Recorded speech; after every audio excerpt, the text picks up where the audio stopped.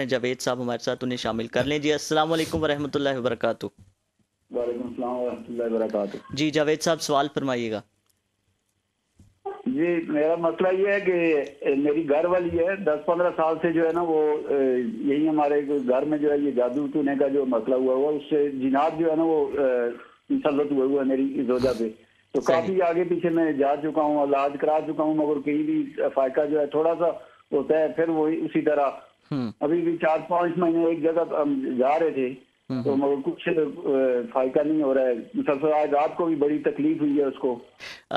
doctor ظفر اقبال جلالی صاحب، پہلے تو ان کے سوال کا ہاں، اس میں عرض کرنا چاہوں گا، جس طرح آپ بھی ذکر کیا کہ معوذتین کے متعلق جو قرآن مجید کی آخری 2 صورتیں ہیں، جی قل اعوذ برب الفلق اور قل اعوذ برب الناس، صحیح، اس حوالے سے حضور نبی کریم صلی اللہ علیہ وسلم نے فرمایا رب تعالیٰ نے جو یہ معوذتین اتاری ہیں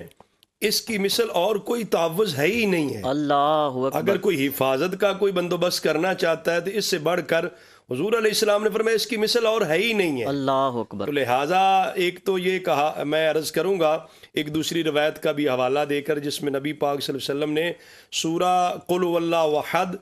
اور یہ قل اعوذ برب الفلق اور قل اعوذ برب الناس، ان تینوں کے متعلق فرمایا کہ صبح اور شام ٹھیک ہے ان کو پڑھ کے دم کر کے ہاتھ پر پورے چہرے جسم پہ مل لے 3 دفعہ، 3 دفعہ، تو حضور علیہ السلام نے فرمایا تکفی کا من کل شے،